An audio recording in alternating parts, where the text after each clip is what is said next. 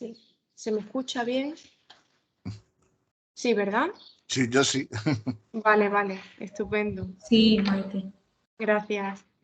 Bueno, pues queridos compañeros, inauguramos la segunda de las 3 sesiones de este año de La Voz de los Maestros, que es el seminario permanente del Instituto Universitario Seminario Menéndez Pidal, impartido por los profesores honoríficos. Es esta la segunda edición de nuestro encuentro anual dedicado al intercambio de saberes entre las voces ya consagradas en materia filológica y los que inician su andadura en el mundo académico de las letras.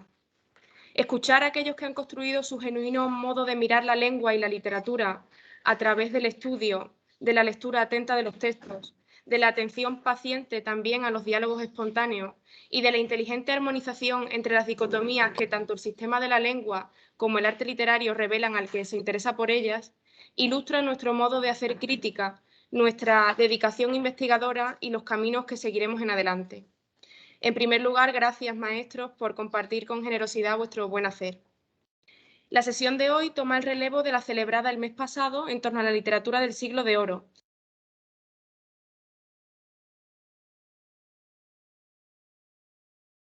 Sí, de la voz.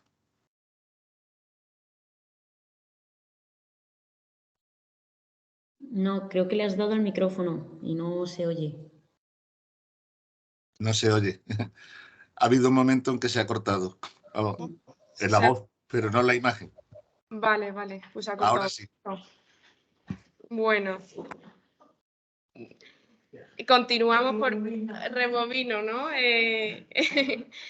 Que tomamos el relevo de la sesión celebrada el mes pasado, que fue en torno a la literatura del siglo de oro y que estuvo a cargo de los profesores Jesús Antonio Cid, que nos habló sobre Lazarillos, Avellanedas, Estebanillos, a la caza del nombre propio, una vez más las evidencias internas y las obras literarias de autoría incierta, y de la profesora Consolación Baranda Leturio, que nos habló sobre un médico en la corte, 1510-1539, epístolas y diálogos de Francisco López de Villalobos.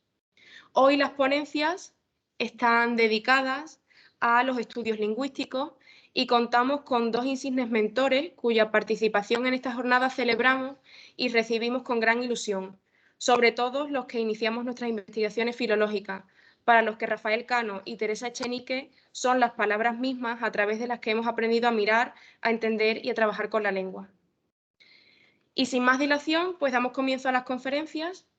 En primer lugar, tenemos el privilegio de conectarnos con Rafael Cano Aguilar, que va a hablarnos sobre rasgos sintácticos relevantes en la construcción del diálogo en los textos de los siglos de oro. Pero, en primer lugar, querría presentar brevemente su trayectoria. Rafael Cano estudió Filosofía y Letras en la Universidad de Sevilla y en la Complutense de Madrid. Se doctoró en la Complutense en el 76 como discípulo de don Rafael Lapesa. Fue profesor en la Universidad Complutense del 75 al 84 y desde el 84 es catedrático de Gramática Histórica de la Lengua Española, luego Lengua Española, en la Universidad de Sevilla, hasta su jubilación forzosa en 2021. Continúa en la Universidad de Sevilla como profesor emérito. Es miembro de consejos de redacción y asesores de numerosas revistas editoriales, de revistas, director de la colección lingüística de la editorial de la Universidad de Sevilla, secretario desde su fundación de la revista de Historia de la Lengua Española hasta 2019, miembro correspondiente por Andalucía de la Real Academia Española desde 2004, patrono de la Fundación Ramón Menéndez Pidal desde 2008 y ha sido hasta su jubilación investigador principal del grupo de investigación El Español Hablado en Andalucía, que ha desarrollado numerosos proyectos de investigación y más de competitivos. Autor de más de un centenar de publicaciones, ha organizado y participado en numerosas reuniones científicas y ha impartido docencia en universidades españolas y extranjeras, y sus áreas preferentes de investigación se concentran en la sintaxis histórica del español, en especial en lo referido a la conformación sintáctica de los textos antiguos, pero igualmente investiga en aspectos históricos del desarrollo del español en Andalucía. Nos honra su presencia, que aunque telemática es sentida cercana, así que tiene la palabra el profesor don Rafael Cano. Muchísimas gracias. Primero, una pregunta muy técnica. ¿Se oye bien, con nitidez? Sí, se oye muy bien. Pues muchísimas gracias, en primer lugar, aclaro, al Instituto Menéndez Pidal por haber vuelto a contar conmigo este año para impartir una de estas charlas o ponencias, en fin, eso de maestros, en fin, es una palabra muy reverencial. Y muchas gracias también por la presentación que has hecho, porque, bueno, está muy agradable. Y sin más dilación, pues entro ya en materia. De lo que voy a hablar, y para eso he enviado un archivo para que se vayan viendo los ejemplos y no haya que repetirlos. Es una pequeña investigación que he realizado sobre una cuestión que lleva ya algún tiempo preocupándome o interesándome, que es las formas de construir el diálogo en la escritura. Evidentemente, claro, la oralidad en la escritura es una expresión que hoy está en el candelero, en la punta de lanza de la investigación y de los estudios lingüísticos, o de buena parte de los estudios lingüísticos.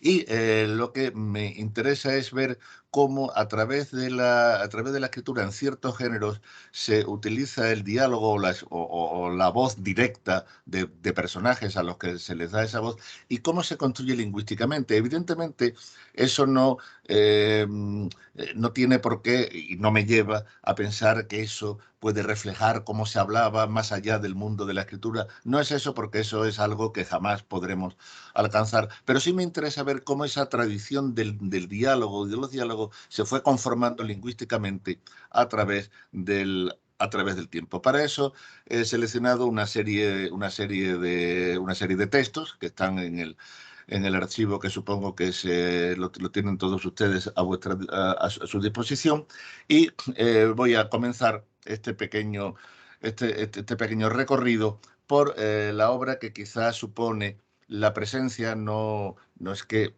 haga algo que no existiera antes, pero sí que supone la irrupción de la dialogicidad dentro de la escritura, que me refiero, claro, a Celestina. Celestina, la obra rompe con tradiciones, con las tradiciones que venían dándose en la Edad Media. Es una clara ruptura con el modelo dominante en la escritura medieval, fundamentalmente, claro, en la prosa, porque en la Edad Media los modelos de escritura eran también variados, y entre la prosa y sobre todo la poesía del Mester de Clerecía, pero también la épica, pues hay diferencias muy notables. Uno de los primeros aspectos a los que me voy a referir, porque he seleccionado evidentemente las cuestiones lingüísticas que se pueden aquí aducir, son muchas, pero uno de los fenómenos que me ha interesado es cómo se vinculan entre sí las distintas partes del discurso, los distintos periodos, es decir, los distintos segmentos que pueden considerarse que forman una cierta unidad enunciativo-sintáctica con una cierta autonomía. Es decir, lo que desde Gili Gaya se viene llamando la conexión supraoracional. Bien, pues en este aspecto hay que decir que la conexión entre secuencias del discurso, la conexión explícita mediante elementos lingüísticos explícitos, no la conexión de sentido, la conexión de la construcción macrosemántica del texto, que esa evidentemente se da porque si no, no sería un texto. Los procedimientos explícitos de conexión en la Celestina son o presentan una proporción muy inferior a la de los textos en prosa de la Edad Media inmediatamente anterior. Esa es una primera ruptura. La mayoría de las secuencias discursivas se van uniendo, pero sin que haya un elemento, una conjunción, un conector de discurso o ni siquiera elementos anafóricos que intervengan en ello. No es que no exista, evidentemente, pero la proporción de esas conexiones disminuye notablemente hasta más de la mitad de los periodos o de las secuencias se van uniendo sin estas marcas explícitas. Esa es una primera ruptura que va a continuar, se va a perpetuar ya como formas de organizar el discurso escrito a lo largo de los siglos y de las épocas ya posteriores. Otra cuestión, otro hecho también en el que en el que Celestina supone una notable ruptura respecto de épocas anteriores es que la copulativa I, la conjunción I, anteriormente et, ahora ya I, deja de ser el elemento conector del discurso, el elemento conector de las secuencias omnipresente, como había estado desde los textos alfonsíes, pero también desde los textos notariales, aunque otra vez el menor grado de presencia de ese elemento se daba evidentemente también en la poesía. Es decir, no desaparece, queda todavía I, por supuesto, esa copulativa se sigue usando no ya como conjunción copulativa entre oraciones o entre sintagmas, no, sino como conector de discurso, ya como organizador del discurso. El porcentaje de esa copulativa en esta función discursiva no llega a superar más allá del 20% del total de los casos que se han ido analizando.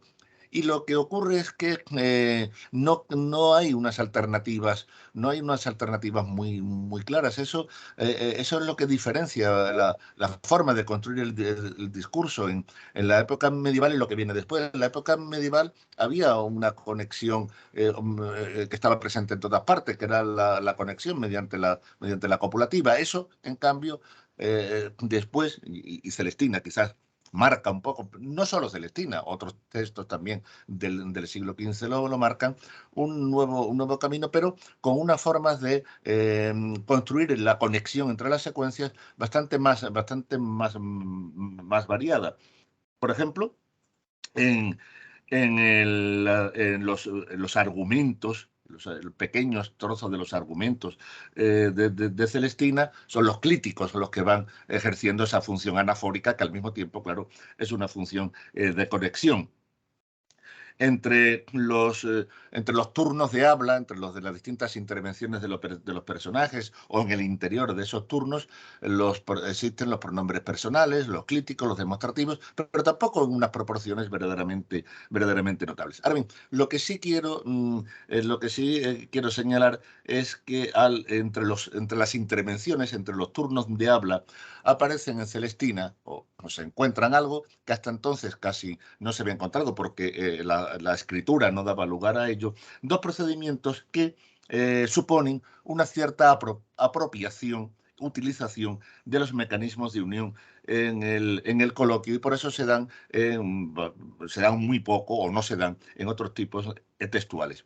Me refiero, y si puede pasar a la siguiente diapositiva, a la siguiente. Exacto, ahí, bien.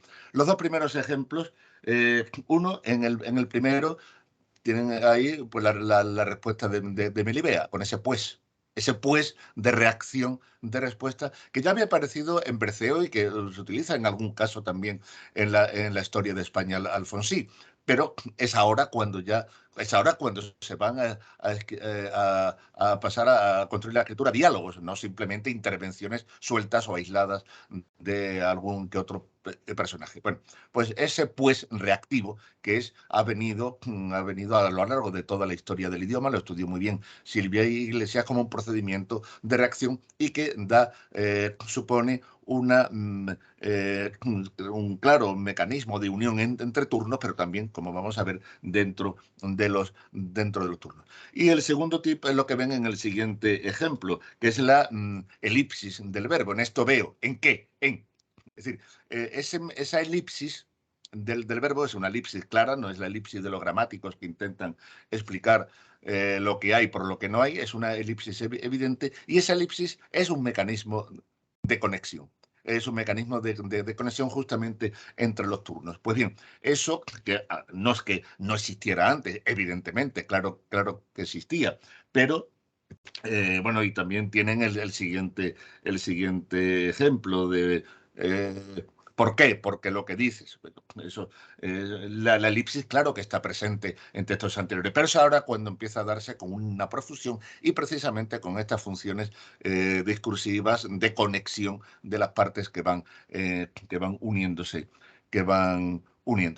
Hay también en el interior de los diálogos, en el interior de los turnos, hay también otro procedimiento que es es notable no tanto porque constituye una mayoría cuantitativa a veces, no, sino porque es muy significativo que esto aparezca justamente en este tipo. Me refiero a lo que tienen en el ejemplo de traigo, señora, todas las armas, etc. Es decir, la repetición de ese qué con el que nos veríamos en ciertos problemas para analizarlo sintácticamente. No voy a entrar aquí en esa cuestión, es un tanto difuso, quedémonos con eso, en cuanto a su estatus semántico y sintáctico, pero ese que al final aquí, a lo que queda reducido, sino a su función fundamental, es justamente esa, la de ir estableciendo estos mecanismos de conexión. Ahora bien, ya señalé al principio que la mayoría de los turnos, de las intervenciones y en el interior de los diálogos, la conexión explícita no se da. Es decir, lo que ocurre o lo que se da es justamente la justaposición, empleémoslo ahora con el sentido más general de la palabra, la justaposición entre las partes. Una justaposición que se da entre los turnos, que se da entre los periodos, pero que también vamos a ver en el interior de los periodos como la justaposición de oraciones, empleando una terminología más tradicional. Y lo notable es que esa justaposición se da en situaciones con valores significativos o con intenciones significativas muy variadas, pero también con muy distintas y a veces contrapuestas vinculaciones a lo que podríamos llamar, empleando la terminología de los romanistas alemanes, inmediatez frente a distancia comunicativa. Así, si pasa a la siguiente diapositiva, exactamente. Así encontramos, por ejemplo, en los dos primeros ejemplos, esa justaposición de las secuencias. Ahí hay un cierto como desorden significativo. Esto intenta manifestar el desconcierto. Hay una rapidez en la enunciación. Ahí, evidentemente, aquí hay, y debemos de suponerlo, una mímesis de la oralidad, una mímesis creada o recreada. Y lo tienen ahí, pasos oigo, acá descienden, sempronio, escucha. Esa conexión de elementos un poco disímiles que dan esa muestra del desconcierto en que se encuentra el personaje. Ahora bien, puede ocurrir, y ese es el siguiente, ahí tienen en la dedicatoria del autor, la justaposición de periodos tiene una situación muy distinta, porque además aquí va unida al paralelismo formal, al paralelismo de contenido, y evidentemente ahí estamos ante una construcción retórica propia de esa distancia comunicativa que que supone pues una forma mucho más elaborada y una forma que se atiene a esos criterios retóricos y que aparece en el prólogo del Celestina y en otros lugares. Y esto me lleva a los siguientes ejemplos, porque ahí nos encontramos ya en el interior de los periodos, es decir, en las relaciones de las secuencias oracionales. Lo de oraciones ha sido tan discutido en la lingüística y la sintaxis desde hace tantas décadas que ya es un término con el que uno no se atreve a emplear. Pero en fin, digamos secuencias oracionales, es decir, las que tienen un verbo como núcleo central. Bueno, en la Celestina, los porcentajes entre la unión mediante parataxis, es decir, la unión en plano de igualdad o la unión mediante hipotaxis, bueno, se muestra dentro de parámetros no muy diferentes a otros textos. La parataxis es minoritaria, en torno pues, a una cuarta parte, 20%. Del total de los periodos analizados.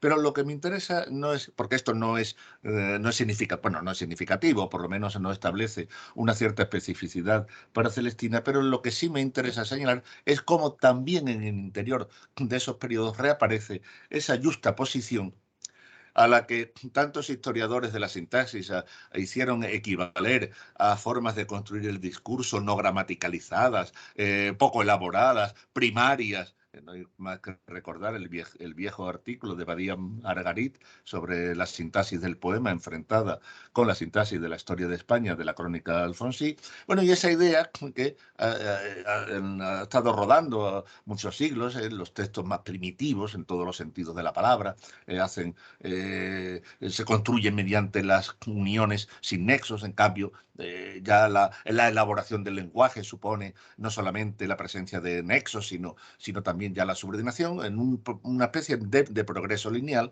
que justamente cualquier análisis de la escritura de las distintas épocas del idioma, y no solo, por supuesto, en el castellano, muestra que ese camino unidireccional no existe. Y efectivamente la Celestina lo muestra. Lo hemos visto en la unión entre párrafos, entre turnos, la unión entre periodos, pero también lo vemos en el interior de esos.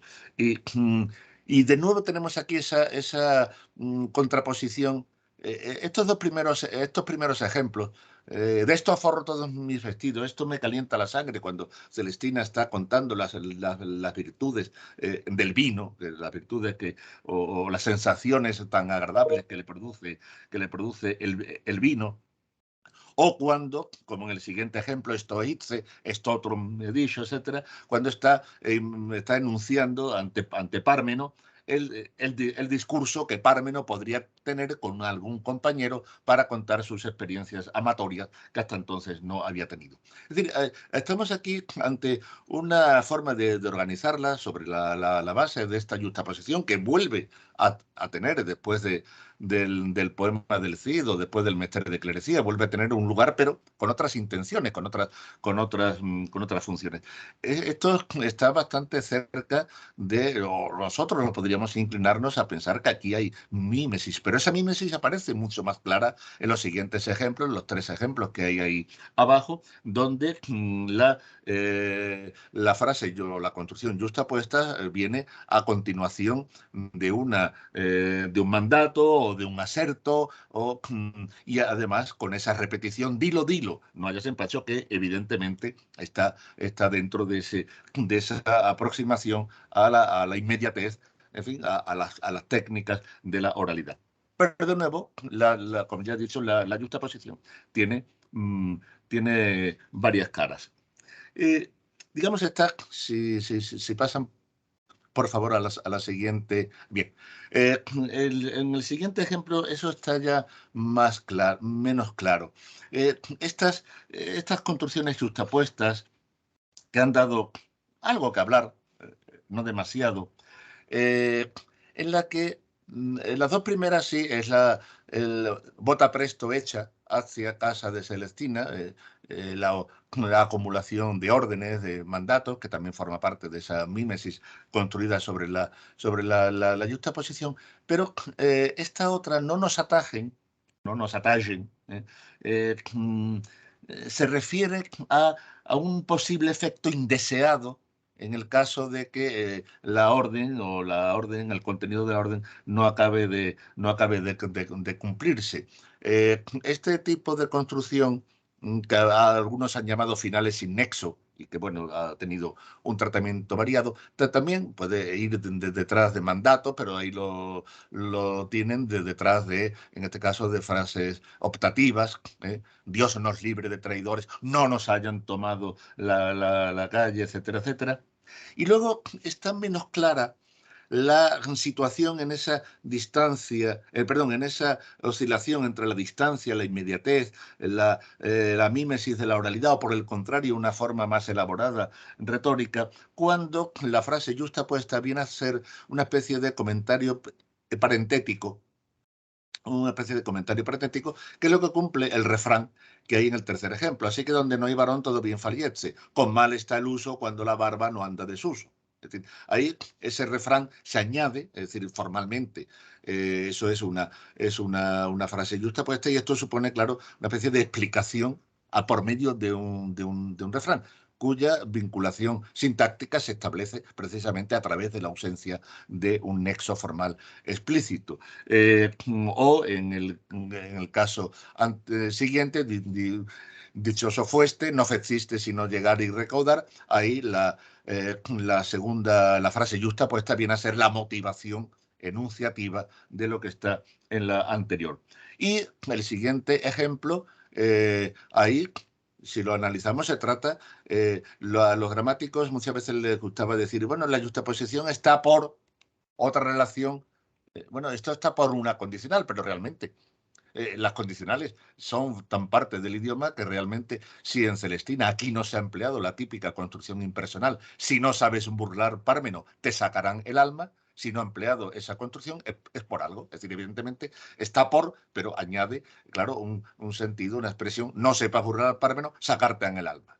Eso lo podríamos, bueno, una condicional o una copulativa, es decir, podríamos hacer ahí, hacer esas sustituciones que a los gramáticos tanto les gustaban, pero que realmente no es que un texto como este no se sepan emplear copulativas o condicionales, simplemente porque se quiere emplear esa forma. Ahora bien, ocurre que, que esa justaposición pues llega a la otra dimensión en secuencias narrativas, expositivas, descriptivas. Ahí encontramos que la yuxtaposición se une a otro procedimiento, fundamentalmente el paralelismo, la repetición de las unidades léxicas, y aquí nos encontramos ante secuencias claramente retóricas.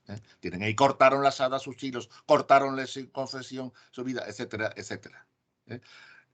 Habla Melibea, pero no necesariamente tiene que ser un personaje alto quien hable. Vaya con nosotros llanto, eso lo dice Celestina. Es decir, aquí, evidentemente, el retoricismo, y en algún sentido se puede decir que incluso una cierta imitación de la sintaxis de los textos latinos, que eran mucho más proclives a la yuxtaposición, pues está ahí presente. Y esa dimensión elaborada puede que tengan también los casos como los dos últimos ejemplos que establecen ahí, donde el primero es una variación retórica sobre el mismo contenido, leído hasta donde yo, y el siguiente, una contraposición que se establece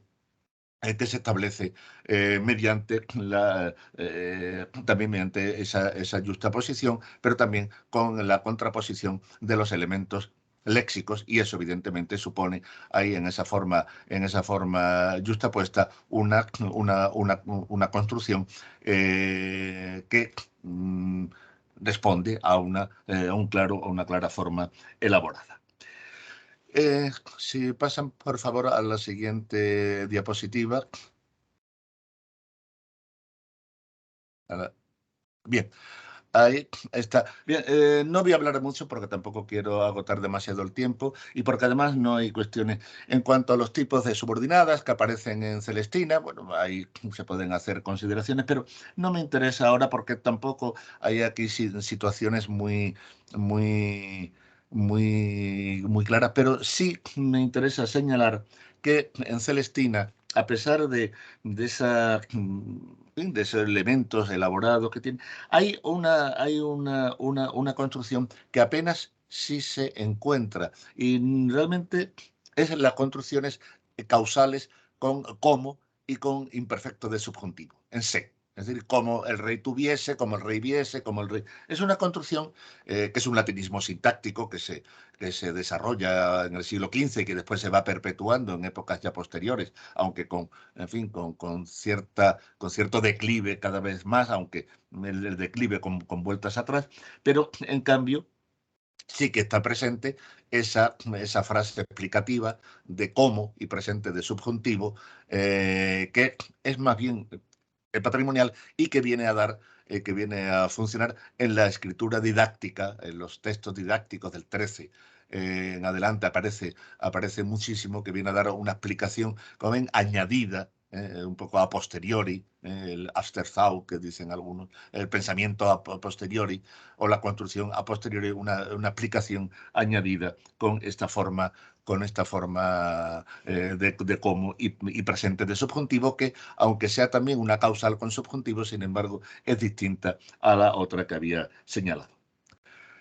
En la construcción de los periodos, Celestina es un texto extremadamente simple.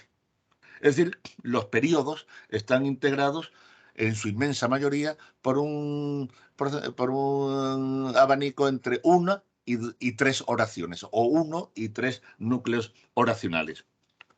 Más aún, en distintas partes del texto y en distintas partes de los diálogos, los periodos formados por una sola secuencia oracional, por una sola oración, son, si no la mayoría, en algunos casos sí, y en los diálogos en general son un porcentaje muy amplio. Es decir, la complejidad que a veces se ha señalado para la Celestina no viene por la acumulación oracional como ocurría en las crónicas o como ocurría en los documentos notariales, no, viene a partir de otros procedimientos, la acumulación de elementos nominales, sustantivos o adjetivos, las estructuras binarias y paralelísticas, pero no por la acumulación de oraciones. En esto, sin embargo, Celestina no es exclusiva porque comparte este rasgo con otros textos del siglo XV que vienen a suponer una inflexión respecto de lo que había ocurrido en épocas anteriores, en textos tan variados como pueden ser pues, textos médicos del XV o el laberinto de Juan de Mena.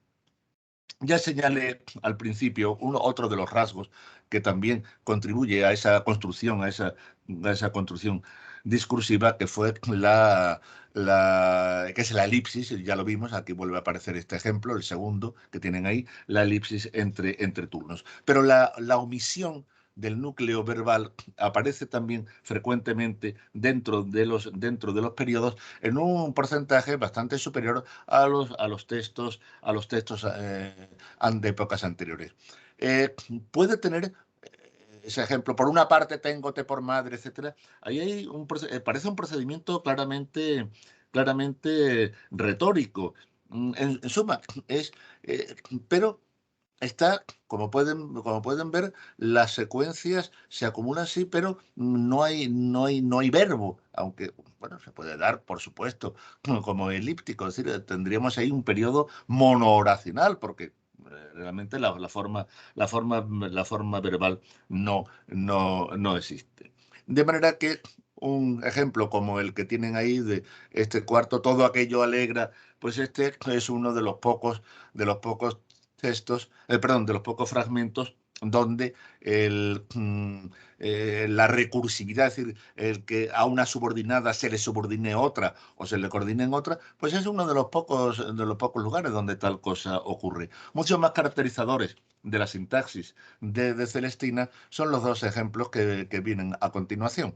Es decir, son ejemplos en los que prácticamente dos oraciones y se van uniendo estos procedimientos que hemos señalado. Es decir, Celestina, la complejidad de su discurso no lo hace o no la consigue mediante ese procedimiento al que otros textos habían ido contribuyendo y que para algunos lingüistas parece que suponía la culminación de la elaboración discursiva. No se produce a través de la acumulación de oraciones, sino por el contrario prefiere una sintaxis, como ven, aparentemente más simple en cuanto a ese parámetro. Bien, si pueden pasar a la siguiente. Exacto, bien. Para los siglos ya XVI y XVII he utilizado diversos textos, claro, la Lozana, diálogos formales como el del diálogo de la lengua de Valdés, los diálogos del Quijote y la Dorotea, aunque también tengo datos de muchos otros textos. También en esos textos, y es curioso, por ejemplo, lo que ocurre en Lozana o en los diálogos, porque hay crónicas como la de Bernal Díaz del Castillo o el Lazarillo, donde hay mucho diálogo.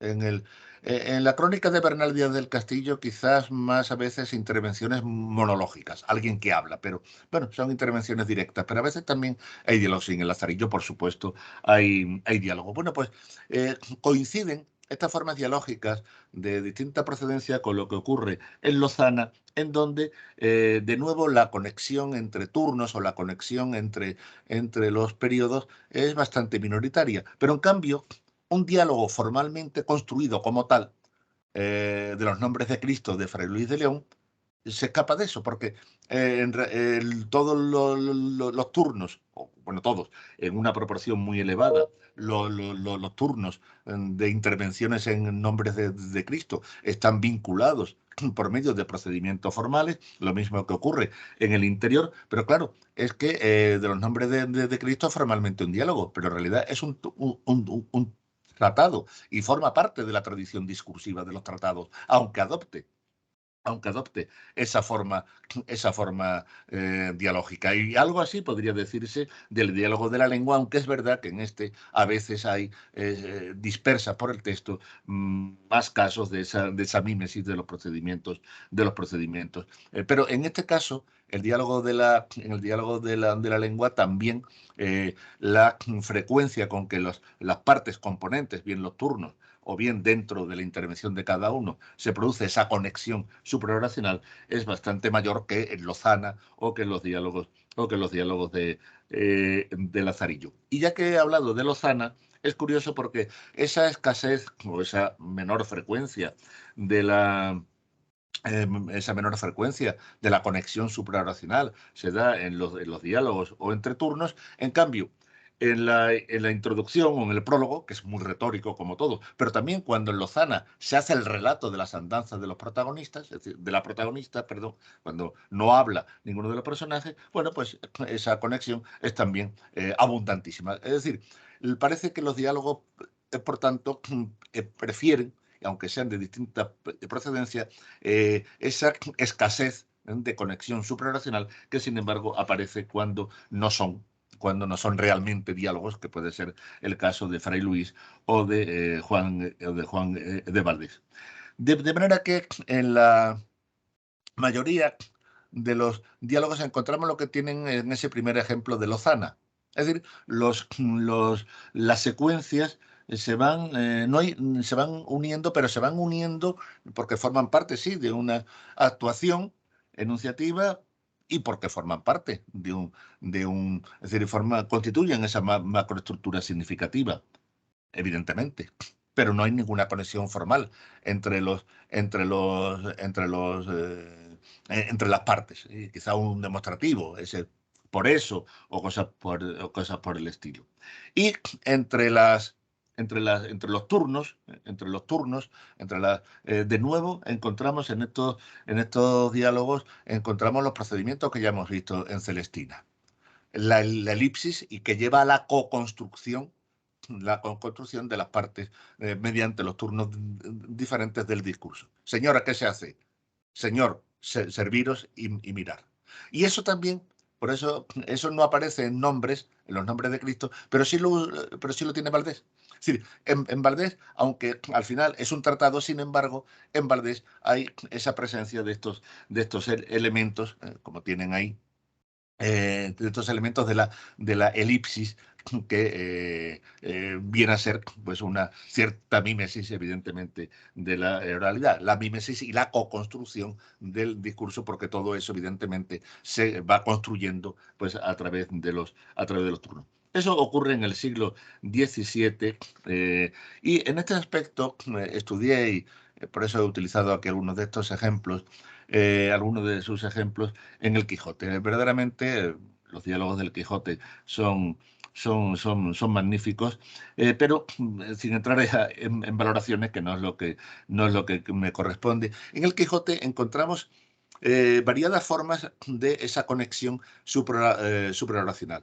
Tenéis ahí ese primer ejemplo: miente delante de mí, en el momento en que se encuentra al principio con el muchacho al que está azotando su amo, y ahí ese diálogo a tres bandas entre Don Quijote, el ganadero, y el muchacho Andrés.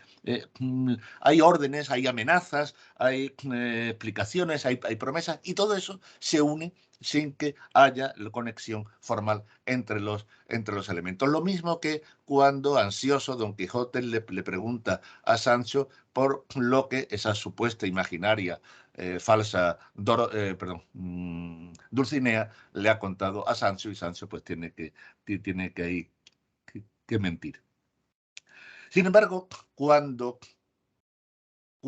el diálogo se convierte en un diálogo con una intención didáctica, orientación argumentativa, esa conexión aparece clarísimamente. Y no tiene por qué ser, bueno, si pueden ver los capítulos 47 y 48 de la primera parte, el diálogo entre el cura y el canónigo, es un diálogo de argumentación, la conexión suprarracional aparece mucho, pero no hace falta ir al cura o al canónigo.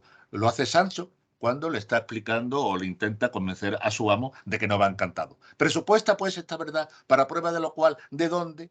Esa acumulación de la conexión suprarracional da lugar a otro tipo de construcción de esas secuencias. Si pasan, por favor, a la siguiente diapositiva. Bien.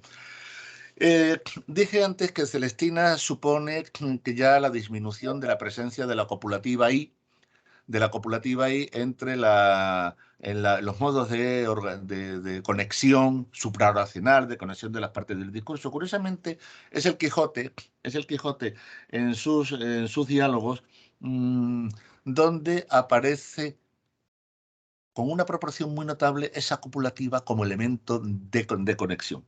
Eso, por ejemplo, en el capítulo 48 de la primera parte, ahí es el parlamento de personajes cultivados. Y ahí pueden ver cómo las partes se van uniendo mediante este I.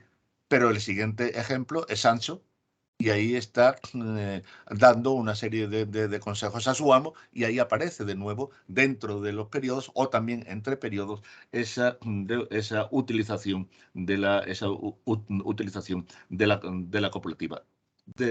De todos modos, en otros diálogos ya posteriores o casi coetáneos, como los de Dorotea, etcétera, la copulativa I tiene una presencia bastante menor, y en Dorotea, pues ni siquiera quizá ese pues de reacción tan frecuente en los diálogos aparecen. Aunque es verdad que Dorotea, tienen ahí el siguiente ejemplo, pues continúa lo que ya vimos señalado al principio en Celestina, esa elipsis que lleva a la co-construcción de las partes del discurso. En el Quijote, sin embargo, hay un elemento que tampoco es que sea ajeno, pero ajeno a otros textos, pero que en él es muy llamativo, que es como medio de conexión formal entre las secuencias, es la repetición de unidades léxicas. La repetición de unidades léxicas que son las que establecen esa vinculación discursiva. Lo tienen ustedes ahí en los dos últimos ejemplos. Las alforjas, ¿que te faltan las alforjas, Sancho? Sí que me faltan. Alforjas faltan, se van repitiendo, y eso...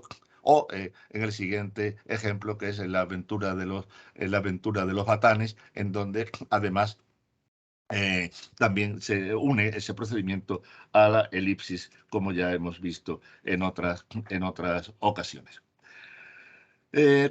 Dentro, nuevamente, y si pasamos a la siguiente diapositiva, muchas gracias. De nuevo, en los porcentajes de hipotaxis, de parataxis, a las que tantas vueltas le hemos estado dando los historiadores de la sintaxis, nos encontramos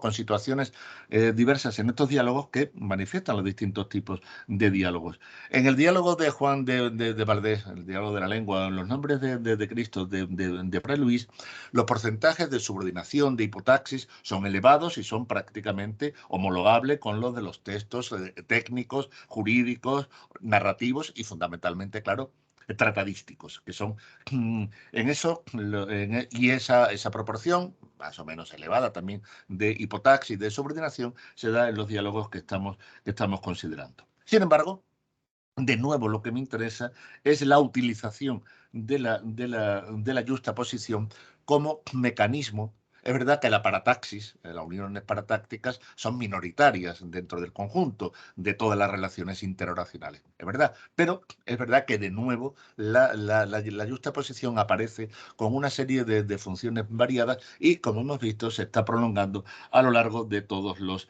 diálogos que estamos viendo. En estos dos primeros ejemplos parece claramente una mímesis, de nuevo, una imitación de la rapidez de la enunciación oral, los cambios de orientación sin marcar. Es decir, la duplicación, busca un amo, el Lazarillo, pero a veces eso también lo cumple la copulativa repetida. Vean el ejemplo de Lozana. Nosotros remojamos y damos una mano de jamón y después encanastamos y colamos y se quedan los paños allí por la noche. Es decir, en ocasiones, aunque de nuevo la copulativa no es quizá el modo de relación más habitual, pero se acumula en estas situaciones, precisamente buscando ese mismo efecto, que por cierto también desaparece en Lazarillo. Bien, no quiero... en cuanto a ya he dicho que los porcentajes de hipotaxis, de parataxis son más o menos equivalentes. En este sentido, quizás no hay una diferencia en cuanto a modos o mejor dicho, en cuanto a técnicas o mecanismos para constituir esa organización discursiva, pero lo que sí es notable es que en todos estos diálogos, en la subordinación, hay dos tipos que se repiten constantemente como los más abundantes: las relativas y las completivas, fundamentalmente las completivas de objeto directo.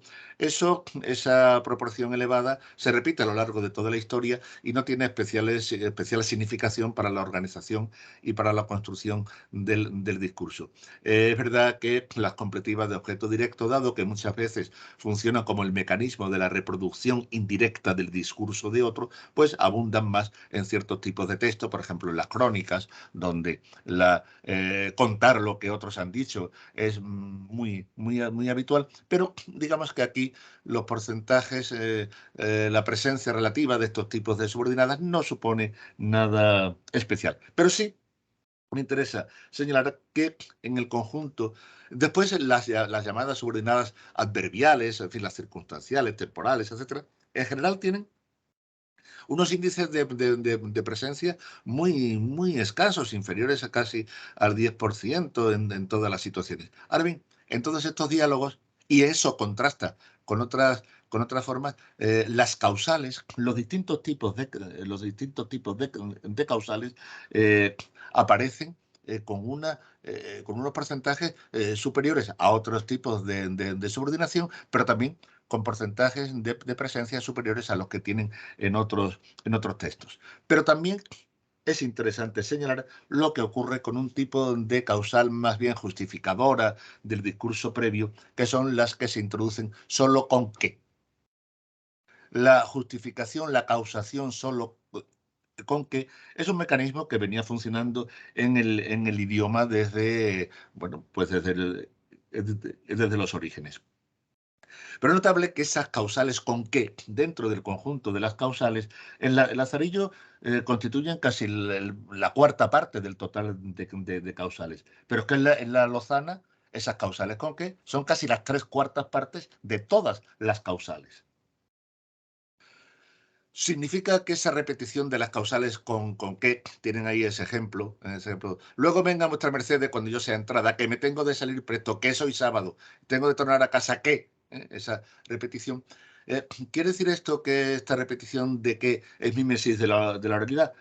Pues no, porque resulta que la poesía de Garcilaso o la de Fernando de Herrera también utilizan ese qué justificador de una manera muy notable, y ahí lo de mímesis de la oralidad ya verdaderamente se nos escapa. Pero creo que algo ya había de eso, porque evidentemente esa acumulación de qués que tienen ahí en ese fragmento del diálogo de Lozana, eso no es casual. Eso no es casual, es decir, está construido para dar esa impresión de oralidad, esa marca de oralidad. Y algo de eso lo encontramos igualmente en Dorotea, que tienen ahí, donde esa acumulación de qués. Podríamos analizar si todos esos qués que ahí aparecen son causales o son relativos. No voy a entrar en eso porque no es lo relevante, pero lo que sí me parece relevante es esa acumulación de qués que pueden ser funcionalmente distintos, pero que en conjunto dan esa impresión esa impresión. Pero ya es verdad que en el 17, no tengo aquí los referentes, pero bueno, los tengo en otra parte. En el 17, las causales con qué, las justificaciones con qué, empiezan a desaparecer lentamente de la escritura más elaborada, de los tratados, va circunscribiéndose progresivamente a lo que no había ocurrido hasta por lo menos el 16 o incluso el 17, porque todavía en Cervantes son bastante habituales. Se van circunscribiendo a la marca, a la etiqueta que hoy tienen, que es justamente la de la vinculación con la oralidad, con la inmediatez comunicativa, algo que sin embargo en los orígenes del idioma no se veía, al menos con esa claridad, pero que debía estar funcionando porque, como ya he dicho, los ejemplos que tenemos ahí de Lozana o de Dorotea son bastante significativos al respecto.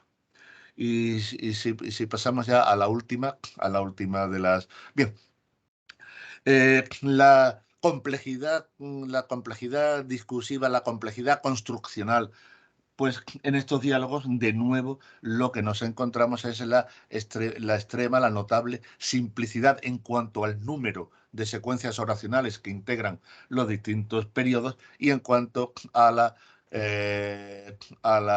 elipsis en esa repetición. Y tienen ahí ejemplos de Lozana, donde se produce también esa co-construcción de las partes de los turnos, como ya señalamos, o en el interior, yo siempre llevaba por los peores caminos, si había piedras por ellas, si lodo por lo más alto, etc.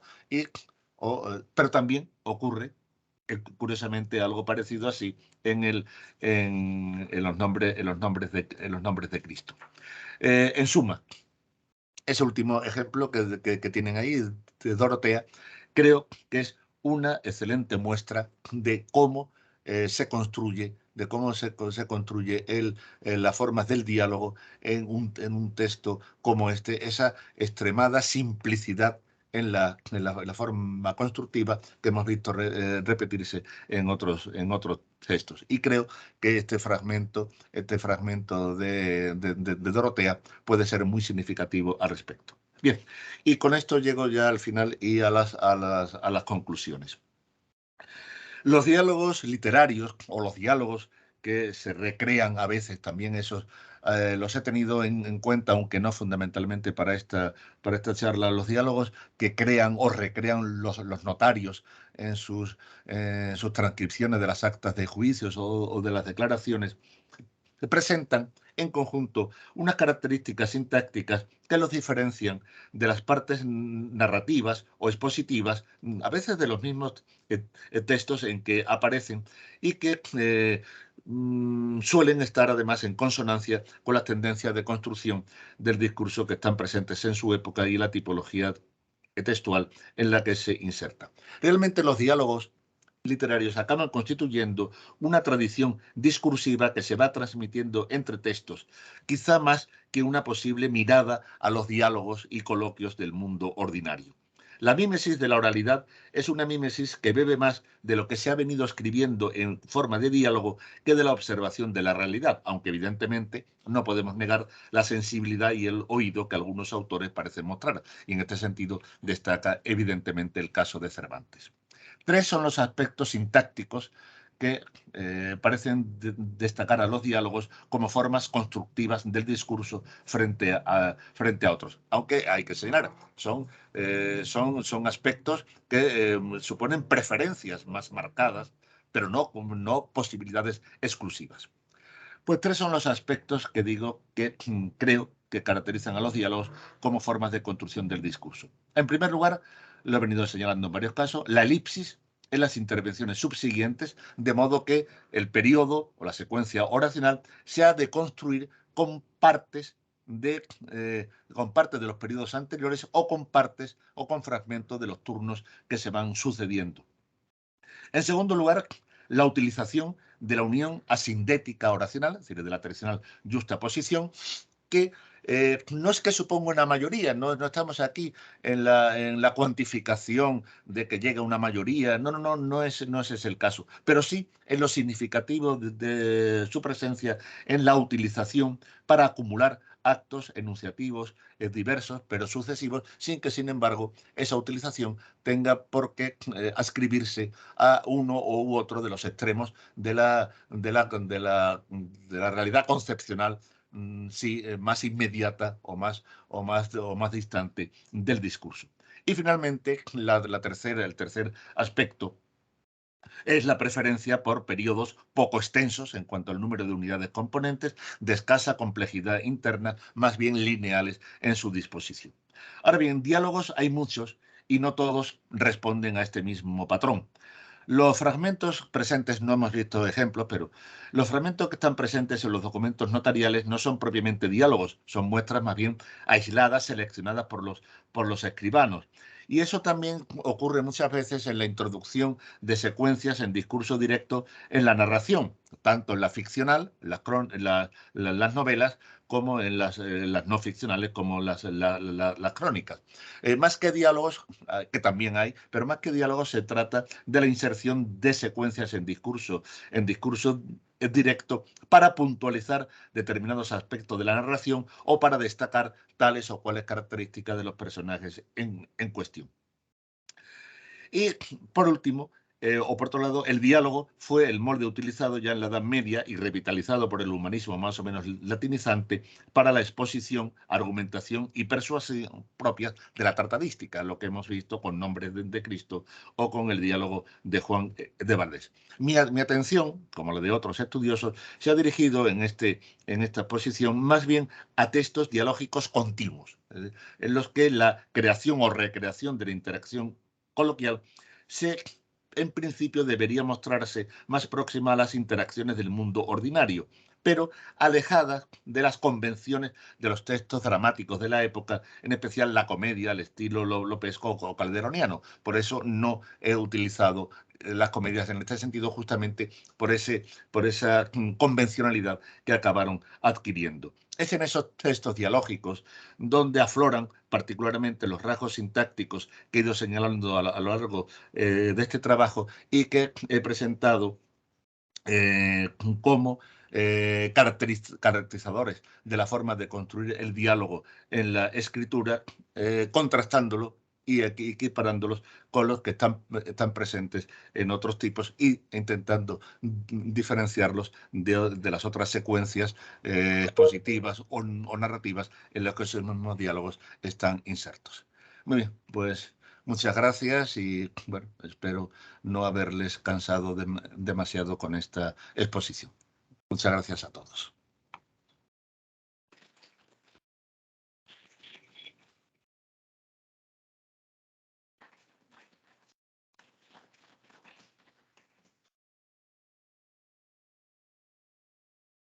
¿Se me escucha? Sí, ¿verdad? Muchísimas gracias, Rafael, por esta interesantísima intervención.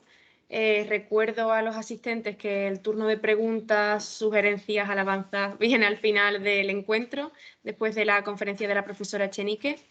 Así que, si les parece, damos paso a la segunda conferencia.